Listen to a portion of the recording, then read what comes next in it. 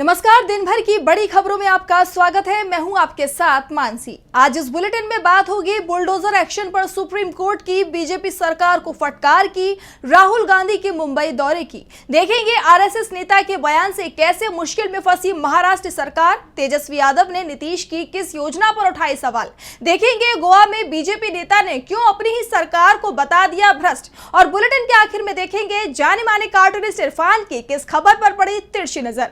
लेकिन दिन भर की तमाम बड़ी खबरों से पहले एक नजर आज की सुर्खियों पर। झारखंड विधानसभा को मिला नेता प्रतिपक्ष, बीजेपी ने बाबूलाल मरांडी को बनाया नेता प्रतिपक्ष। झारखंड में सरकार बनने के बाद से खाली थी नेता प्रतिपक्ष की जगह। कांग्रेस अध्यक्ष मल्लिकार्जुन खड़गे ने पीएम मोदी पर साधा निशाना, कहा मोदी सरकार ने सफाई के नाम पर मां गंगा से केवल किया धोखा।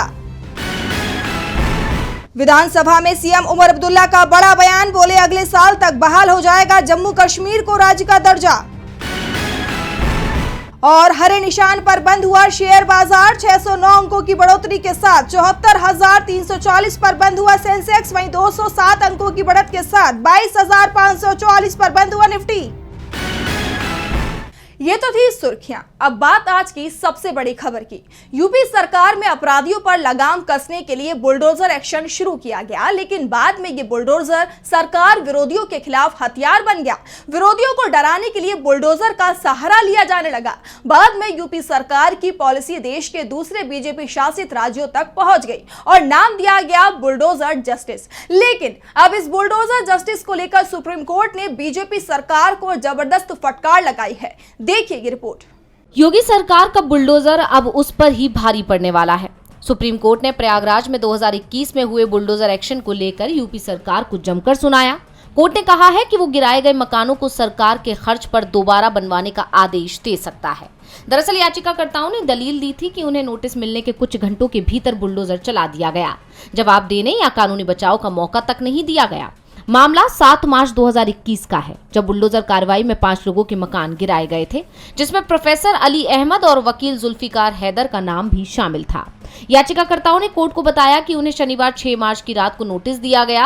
हालांकि नोटिस पर 1 मार्च की तारीख लिखी थी। 7 मार्च को रविवार था, कोर्ट जाने का मौका ही नहीं था और सुबह बुलडोजर से मकान ध्वस्त कर दिया गया। याचिकाकर्ताओं ने कहा कि जिस जमीन पर ये मकान बने थे वो लोग उसके लीज होल्डर थे। प्रशासन ने उस जगह को अतीक अहमद से जोड़ते हुए ये कार्रवाई की थी। सुप्रीम कोर्ट में सुनवाई के दौरान जस्टिस अभय एस ओका और एन कुटीश्वर सिंह की बेंच आनंद पानन में मकान गिरा दिए जाने को गलत करार दे रही है। जस्टिस ओका ने कहा कि क्या आपको पता है कि संविधान में अनुच्छेद 21 यानी जीवन का अधिकार जैसा भी कुछ है। जिस तरह का ये मामला है उसका एक समाधान ये हो सकता है कि हम सरकार के खर्च पर इन मकानों को दोबारा बनवाएं। तो सुप्रीम कोर्ट ने बुलडोजर एक्शन पर कोर्ट के ही फैसले का जिक्र किया, जिसमें कहा गया था कि लोगों को पर्याप्त समय और कानूनी बचाव का मौका देने के बाद ही विध्वंस की कार्रवाई हो सकती है। कोर्ट ने प्रशासन की तरफ से दिए गए नोटिस की प्रक्रिया पर भी सवाल उठाए, पूछा कि जो तय प्रक्रिया है उसे क्यों नहीं अपनाया गया। सुप्रीम कोर्ट के तेवरों से बीजेपी की सरकार बैकफुट पर है। कोर्ट ने साफ कर दिया कि जो नियम बनाए गए हैं उन्हें मानना ही होगा, नहीं तो नतीजे भुगतने होंगे। नतीजे बीजेपी यूपी में ही नहीं महाराष्ट्र में भी भुगतने पड़ सकते हैं। राज्य की धारावी बस्ती का मामला बीजेपी की परेशानी बनता दिख रहा है। विपक्ष के नेता राहुल गांधी धारावी पहुंचे और लोगों से मुलाकात की। तो राहुल के मुंबई दौरे से क्यों परेशान दिखी बीजेपी, जानने के लिए देखिए ये रिपोर्ट। लोकसभा में नेता प्रतिपक्ष राहुल गांधी ने मुंबई में धारावी का दौरा किया। इस दौरान राहुल ने स्थानीय लोगों की मुलाकात करने के साथ साथ चमड़ा व्यापार से जुड़े श्रमिकों से बातचीत की। बता दें कि विधानसभा चुनाव में राहुल गांधी ने धारावी का मुद्दा उठाया था।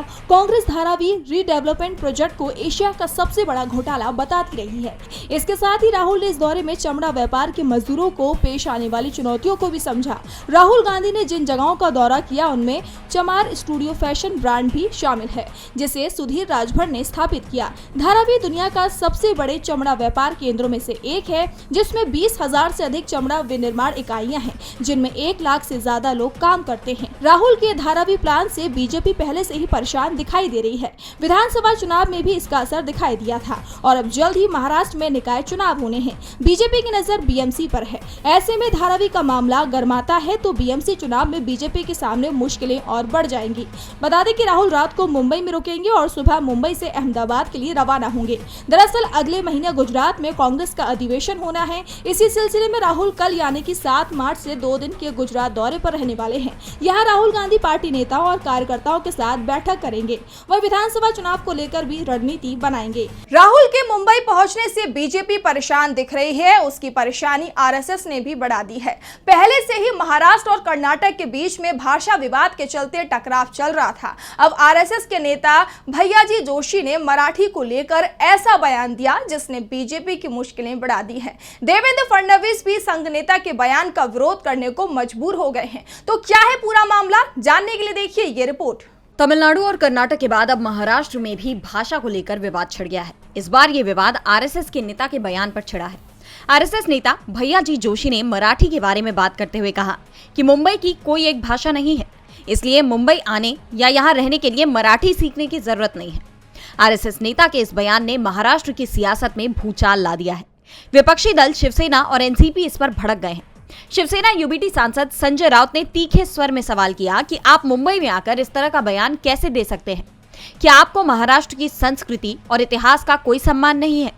मुंबई जो मराठी मानुष का गढ़ है, वहां इस तरह की बातें करना पूरी तरह से असंवैधानिक है। राउत ने यह भी पूछा कि भैयाजी जोशी को इस तरह का बयान देने का अधिकार किसने दिया? उन्होंने मुख्यमंत्री देवेंद्र फडणवीस को भी आड़े हाथों लेते हुए कहा कि आप महाराष्ट्र के सबसे बड़े पदों पर बैठे हुए हैं, लेकिन इस मामले में चुप हैं। क्या आप भी इस तरह की सोच को बढ़ावा देने वाले हैं? हालांकि बाद में इस पर फडणवीस की तरफ से भी सफाई आई कि मुंबई में रहने वालों को मराठी सीखनी ही चाहिए। भैयाजी जोशी इस मत से सहमत होंगे। मैं फिर एक बार सरकार की तरफ से कहना चाहता हूं कि महाराष्ट्र की भाषा मराठी है। यहाँ पर सभी भाषा का सम्मान किया जाता है। इस बीच भैयाजी जोशी ने भी सफाई दी कि उनके बयान से गलतफहमी हुई है। महाराष्ट्र की भाषा मराठी है। आपको बता दें कि पूरे दक्षिण भारत में भाषा को लेकर तनाव दिखाई दे रहा है। मोदी सरकार की 3 भाषा नीति के खिलाफ तमिलनाडु के सीएम एमके स्टालिन ने अपना रुख साफ कर दिया है। कर्नाटक ने भी विरोध जताया है। तेलंगाना और पंजाब में भी इसकी गूंज सुनाई दे रही है। इस बीच आए आरएसएस नेता के इस बयान ने इस विवाद को और भड़का दिया है। ऐसे में अब यह मामला कैसे शांत होता है या और भड़क जाएगा, यह आने वाले वक्त में साफ हो जाएगा। लेकिन एक बात तय है कि मोदी सरकार अब इस मुद्दे पर बुरी तरह से घिर गई है। भाषा विवाद बीजेपी की चिंता बन चुका है। खास तौर पर महाराष्ट्र और दक्षिण के राज्यों में इसे लेकर जिस तरह से विरोध हो रहा है, उसने बीजेपी को और मुश्किल में डाल दिया है। तो बिहार में भी बीजेपी और उसके सहयोगियों की मुश्किलें बढ़ती दिख रही हैं। तेजस्वी यादव ने कई बड़ी घोषणाएं कर दी हैं। यह भी साफ कर दिया है कि महागठबंधन की सरकार बनेगी तो नीतीश कुमार का एक बड़ा फैसला पलट दिया जाएगा। देखिए ये रिपोर्ट। बिहार में आरजेडी नेता तेजस्वी यादव ने शराबबंदी को लेकर एक बड़ा ऐलान किया है। उन्होंने शराबबंदी कानून में बदलाव करने की बात कही है। नेता प्रतिपक्ष तेजस्वी यादव ने प्रेस कॉन्फ्रेंस की। इस दौरान उन्होंने नीतीश सरकार पर हमला बोला है और सीएम नीतीश कुमार की योजना शराबबंदी को पूरी तरह से विफल बताया। तेजस्वी ने कहा कि इस साल होने वाले विधानसभा चुनाव के बाद जब हमारी सरकार बनेगी तो बिहार में शराबबंदी कानून में बड़ा बदलाव किया जाएगा। इसमें साल 2016 के पहले वाली स्थिति लाई जाएगी और ताड़ी को इससे अलग किया जाएगा, क्योंकि ये प्रदेश की बड़ी आबादी के लिए जीविका का जरिया है। नेता प्रतिपक्ष ने आरोप लगाया कि ये कानून न सिर्फ गरीबों की तबाही की वजह बन गया है, बल्कि पुलिस के लिए दमन का एक बड़ा हथियार भी बन चुका है। बता दें, शराब बिहार में फिलहाल बंद है। शराब बेचने पर गिरफ्तारी होती है, जिस पर तेजस्वी का बयान सामने आया है। उन्होंने कहा कि लालू यादव ने शराब को टैक्स फ्री किया था, अब फिर से उसी तर्ज पर पुरानी व्यवस्था में शराब शामिल रहेगी। इसके अलावा तेजस्वी ने बिहार में फ्री बिजली का ऐलान किया है। आरजेडी नेता ने कहा कि महागठबंधन की सरकार बनी तो बिहार में 200 यूनिट फ्री में बिजली दी जाएगी। इसी तरह बिहार में 100% डोमिसाइल नीति लागू की जाएगी। सरकारी नौकरी के लिए भरने वाले फॉर्म का पैसा नहीं देना पड़ेगा। वहीं जब तेजस्वी से सीएम फेस को लेकर सवाल किया गया तो उन्होंने कहा कि महागठबंधन में सीएम का चेहरा कोई भी हो, मुझे फर्क नहीं पड़ता, मैं अपने काम में लगा हूँ, जनता तय करेगी आगे क्या होगा। तेजस्वी का ये ऐलान बीजेपी के लिए आगामी चुनावों में बड़ी चुनौती खड़ी कर सकता है। शराबबंदी का मामला एनडीए की भी परेशानी बना हुआ है। हम और बीजेपी इसे लेकर नीतीश कुमार पर पहले तीखे हमले कर चुके हैं और अब तेजस्वी यादव ने भी इसे लेकर बड़ा ऐलान कर दिया है। बिहार में इसी साल चुनाव होने हैं, ऐसे में तेजस्वी बेहद सधी चाल चल रहे हैं। लेकिन गोवा की बीजेपी सरकार की चाल जरूर बिगड़ती दिख रही है, क्योंकि बीजेपी के दिग्गज नेता ने ही अपनी सरकार को लेकर कहा है कि यहाँ तो बिना रिश्वत के कोई काम होता ही नहीं है। देखिए ये रिपोर्ट। बीजेपी नेता और गोवा के पूर्व मंत्री पांडुरंग मडकाईकर ने अपनी ही सरकार पर भ्रष्टाचार में लिप्त होने का आरोप लगाया है। पांडुरंग ने कहा कि उन्होंने अपनी फाइल पास करवाने के लिए एक मंत्री के पीए को रिश्वत दी थी। मडकाईकर ने इस मंत्री का नाम नहीं लिया। उनका आरोप है कि सीएम प्रमोद सावंत की कैबिनेट के मंत्री पैसे गिनने में व्यस्त हैं। बीजेपी नेता ने आगे कहा कि कुछ भी नहीं हो रहा है, सभी मंत्री सिर्फ पैसे गिनने में व्यस्त हैं। गोवा में कुछ नहीं हो रहा है। पिछले सप्ताह मैंने एक मंत्री को एक छोटे काम के लिए लगभग 15 से 20 लाख रुपए दिए। मैं उनका नाम नहीं लेना चाहता। उन्होंने मेरी एक फाइल ली जो मैंने विभाग से प्रोसेस की थी। वो फाइल लेकर घर चले गए और संदेश दिया कि अगर कोई उस फाइल को लेने आए तो उसे उनसे मिलकर आना होगा। मडकाईकर ने आगे कहा कि मैंने अपने मैनेजर को मंत्री से मिलने भेजा। उन्होंने मुझे उनके पीए से मिलने के लिए कहा। उनके पीए ने सीधे 15 से 20 लाख रुपए की मांग की। ये पैसा पिछले सप्ताह दिया गया था। ये एक नियमित काम था। मैं भी मंत्री रह चुका हूँ। मुझे विभाग में अपनाई जाने वाली प्रक्रियाओं का पता है। जब मैं पार्टी छोड़ूंगा तो मैं उनका नाम लूंगा। उन्होंने गोवा में भ्रष्टाचार को लूट करार देते हुए कहा कि लोग इन मंत्रियों को घर भेजने का इंतजार कर रहे हैं। अगले चुनाव में कम से कम 50% विधायक नए होंगे। मडकाईकर 2017 से 2019 तक मनोहर पारिकर के कैबिनेट में बिजली मंत्री थे। वो कांग्रेस सरकार के दौरान परिवहन मंत्री भी रह चुके हैं। मडकाईकर गोवा बीजेपी के दिग्गज नेता हैं और उनका ये बयान अब बीजेपी के लिए बड़ी मुसीबत खड़ा कर सकता है।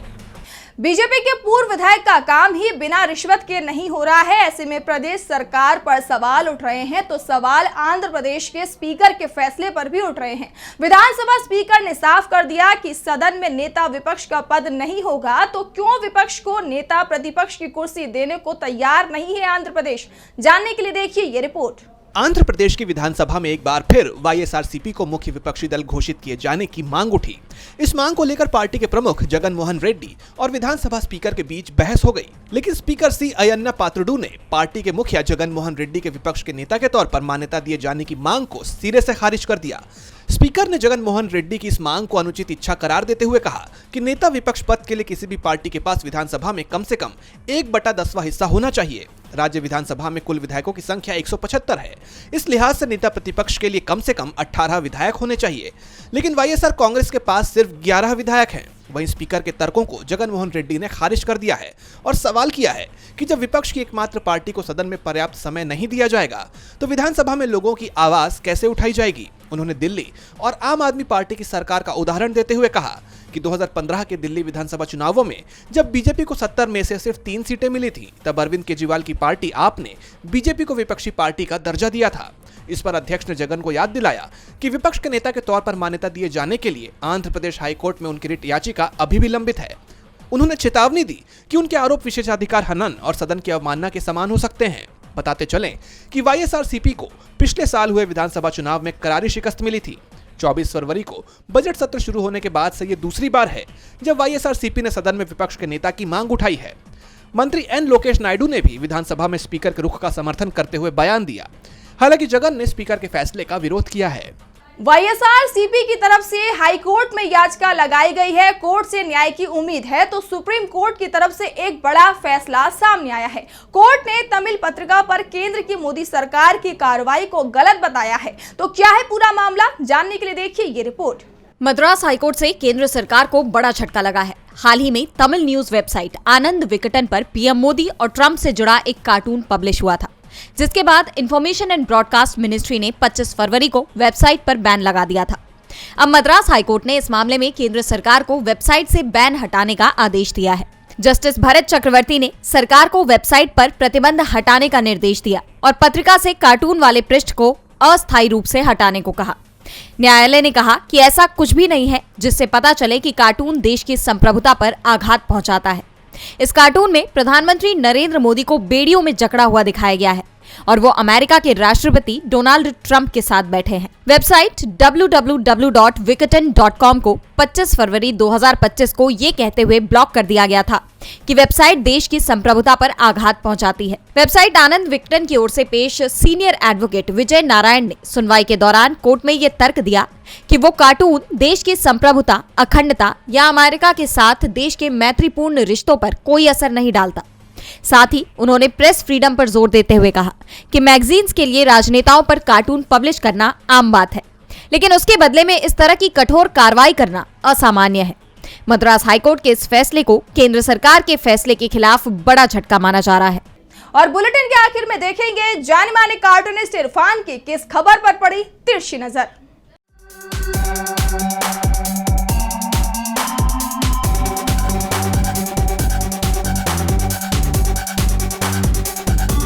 लीजिए, वरिष्ठ कांग्रेसी नेता और पूर्व प्रधानमंत्री राजीव गांधी के बाल सखा, उनकी कैबिनेट के खास अंग मणिशंकर अय्यर आज बीजेपी के काम के हो गए हैं। उन्होंने राजीव गांधी की शिक्षा पर ही सवाल उठा दिए हैं।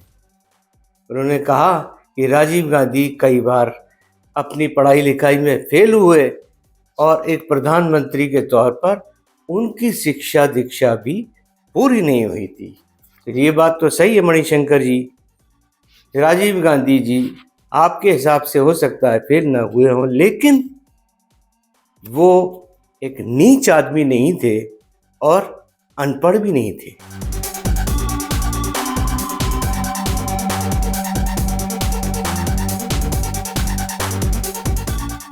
बहुत बहुत शुक्रिया इरफान जी। तो आज इस बुलेटिन में इतना ही। आप देखते रहिए डीबी लाइव। नमस्कार।